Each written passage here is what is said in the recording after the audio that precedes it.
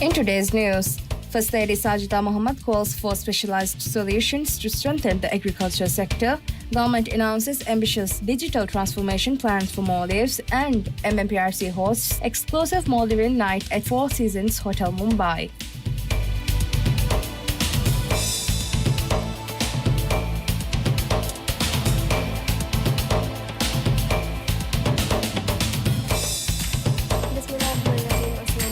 Welcome to MMTV News in English with me, Mariam Milza Masood. The Maldivian government is embarking on an ambitious digital transformation following a cabinet meeting chaired by President Dr. Mohamed Muiz on February 2, 2025.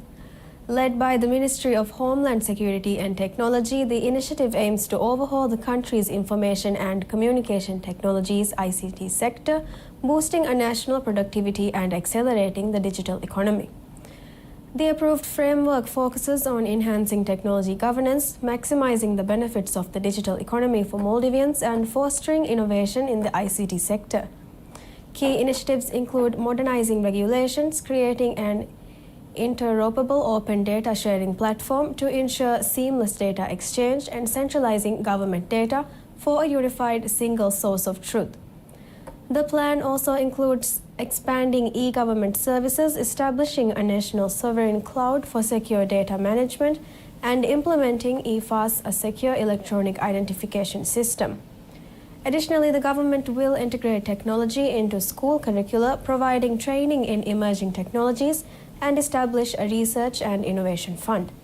A local first policy will prioritize Maldivian companies and professionals for ICT and technology services, while the creation of an innovation hub will support the development of innovative technological solutions. During the cabinet meeting, ministers discussed strategies and set timelines for these initiatives, marking a decisive step toward a digitally advanced Maldives. First Lady Sajida Mohammed has stressed the need for specialized solutions to strengthen the agricultural sector in the Maldives, citing the country's unique challenges in ensuring food security. Speaking at the opening of the Climate Resilient Agriculture for Food Security in the Maldives Conference on February 3, 2025, she outlined key measures to promote sustainable farming practices.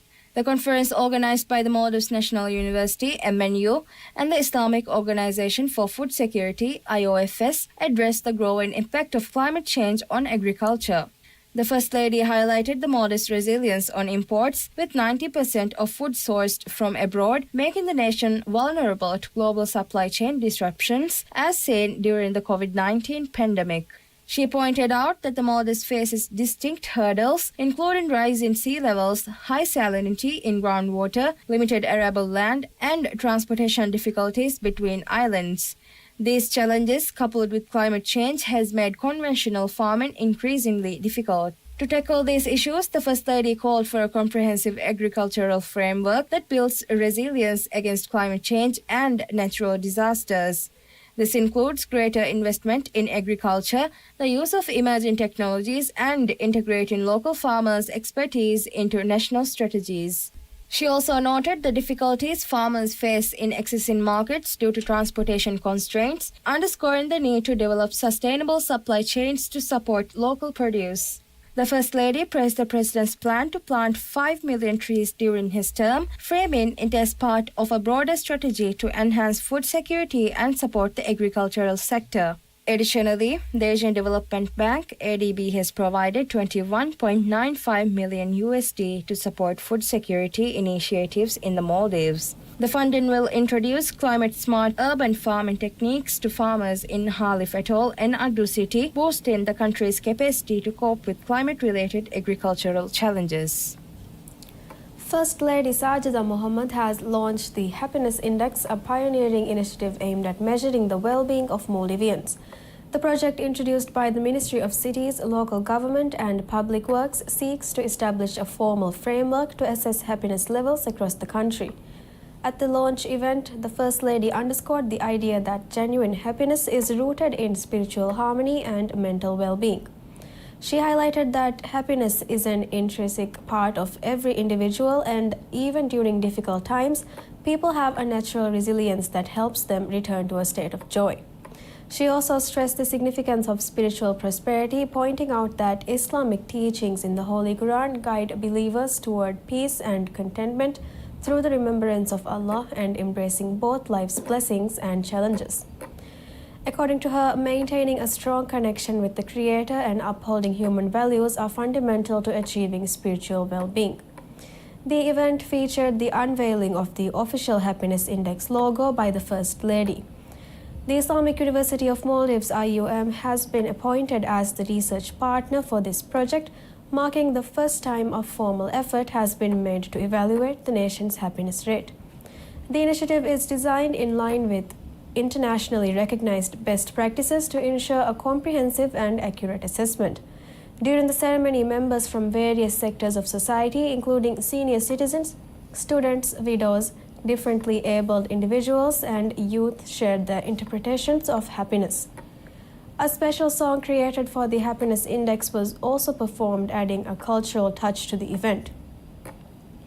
The development of the Happiness Index was initiated by President Dr. Mohammad Muiz's administration within the first year of his presidential term. Maldives recorded an increase in its tourism occupancy rate in 2024 compared to the previous year, according to the latest report from the Maldives Monetary Authority, MMA. The overall occupancy rate rose from 57.6% in 2023 to 59.1% in 2024, with resorts driving the growth. Resort occupancy increased from 66.3% to 71.2%, while safari vessels saw a rise from 23.5% to 26.3%. In contrast, guest houses and hotels experienced a decline in occupancy, although the overall occupancy rose.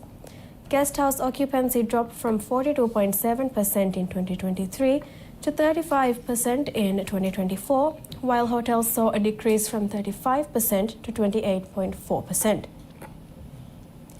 MMS statistics also highlighted a slight expansion in accommodation capacity, with the total number of beds increasing by 177, bringing the total to 61,739 by the end of 2024. The rise in occupancy, particularly in resorts and safari vessels, continues to showcase the Maldives' strong appeal as a top-tier travel destination and highlights the continued growth of its tourism sector, which remains a vital contributor to the national economy. The revenues of state-owned companies increased by 7% in the second quarter of 2024 compared to the same period last year, according to data released by the Privatization and Corporatization Board, PCB. State-owned companies reported a total revenue of MVR 11.65 billion in Quarter 2 2024, up from MVR 10.90 billion in Quarter 2 2023. However, despite this revenue growth, overall profitability declined. Net profit for the quarter stood at MVR 1.32 billion, a 4% decrease from the MVR 1.38 billion reported in the second quarter of 2023. And the value of assets held by state-owned enterprises increased to MVR 189.51 billion, reflecting a 12% year-on-year rise. However, borrowings and loans surged by 64%, reaching MVR 53.64 billion in Quarter 2 2024 compared to the previous year. Government financial assistance to state-owned enterprises also saw a rise. By the end of Quarter 2 2024, the government had provided MVR 1.5 billion in financial support, including subsidies, capital injections, and grants. This represents a 24% increase from the MVR 1.3 billion disbursed in the same period of 2023. While revenues continue to grow, the increase in borrowing and the decline in profitability highlight financial challenges faced by state-owned enterprises. We'll see you soon after a short break.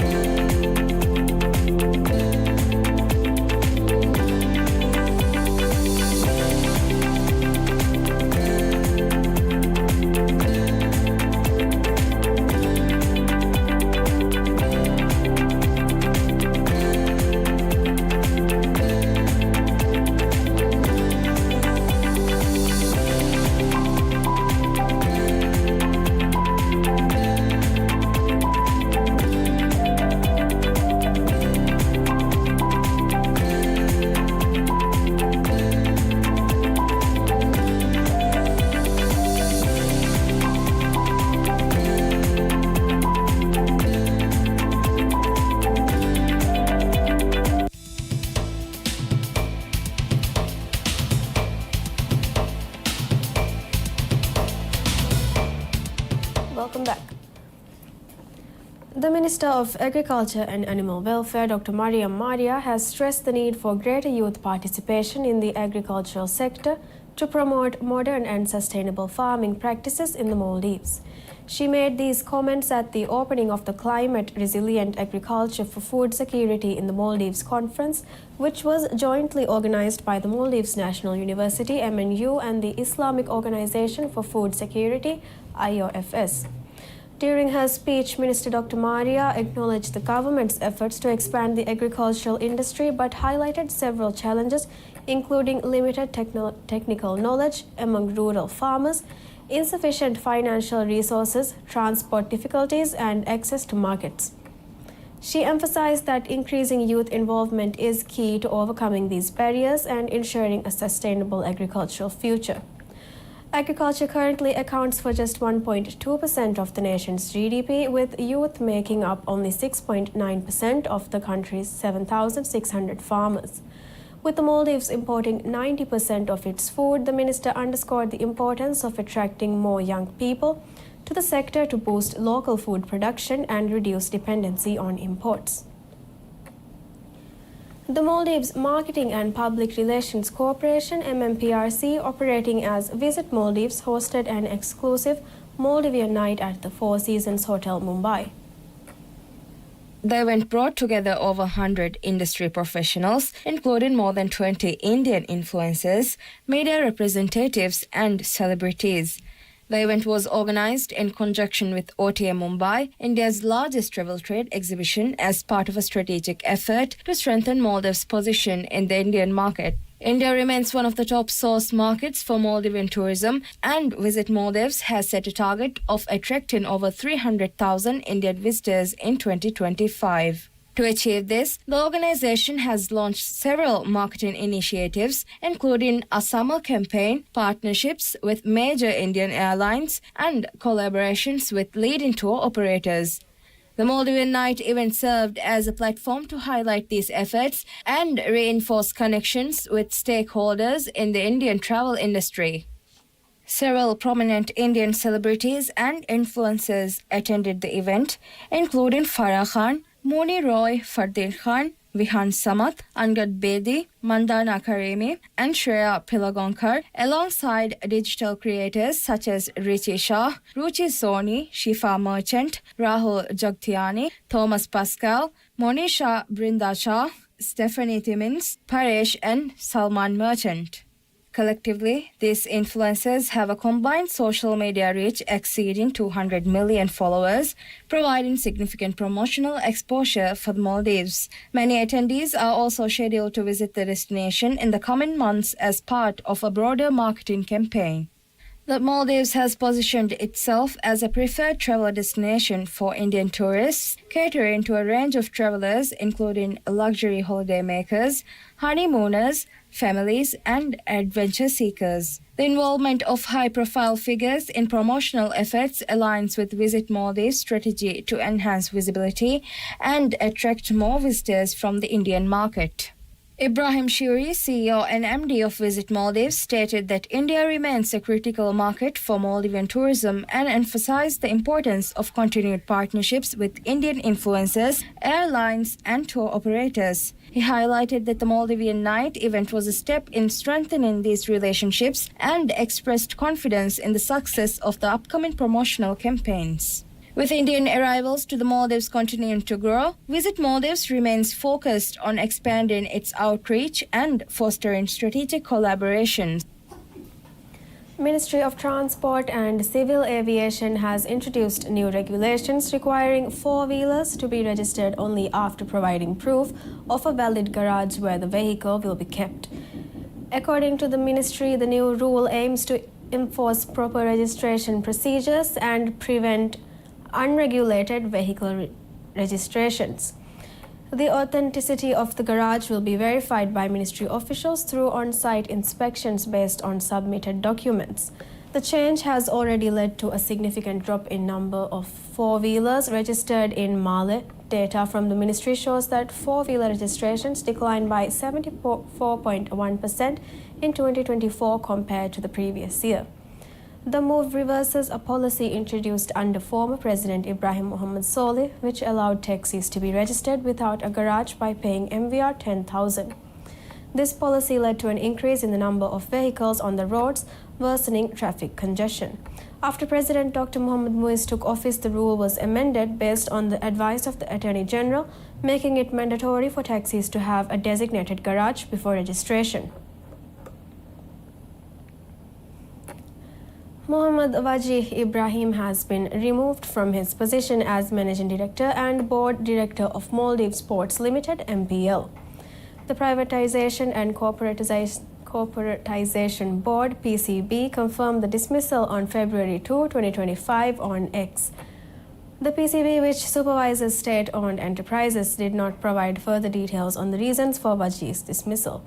Appointed to the role of CEO in November 2023, Wajih had previously held senior positions at MPL between 2013 and 2022. Before his tenure at MPL, he worked in various educational institutions over the Maldives. The PCB has yet to comment on the reasons behind the decision or provide information about a potential successor.